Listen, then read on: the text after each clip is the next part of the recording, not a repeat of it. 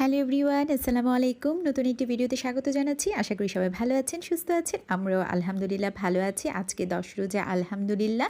তো অনেক দিনই রান্নাবান্নার তেমন কোনো ভিডিও দেওয়া হচ্ছে না, ইফতারি বা নাশতারও কোনো ভিডিও দেওয়া হচ্ছে না। আজকে যেহেতু ফ্রি ছিলাম তো ভাবলাম যে একটা কিছু আপনাদের সাথে শেয়ার করি। আজকে বানাচ্ছি ডিম চপ। ডিম চপের জন্য যা যা লাগবে সব কিছু নিয়ে চলে আসছি।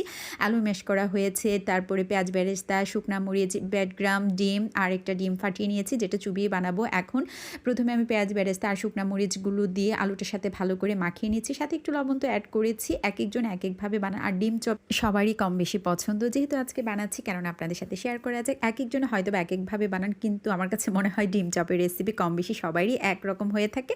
তো এখানে আলু মাখা হয়েছে। ডিমগুলো 2টা ডিম নিয়েছি, কারণ অল্প করে বানাবো, এত বেশি কোয়ান্টিটিতে বানাবো না। আমি আমার 2 বাচ্চা ছাড়া আর কেউ না, এজন্য অল্প করে বানাচ্ছি। মাঝখানে ডিমটা দিয়ে একে একে বানিয়ে নিচ্ছি। তো আর কি অবস্থা, সবাই নিশ্চয়ই ঈদের শপিংও করা হয়েছে, তাই না? আমি এখনও স্টার্ট করিনি। হালকা পাতলা কিনেছি, বাচ্চাদের জন্য হালকা পাতলা কেনা হয়েছে, যদি আপনাদের সাথে শেয়ার করতে পারছি না।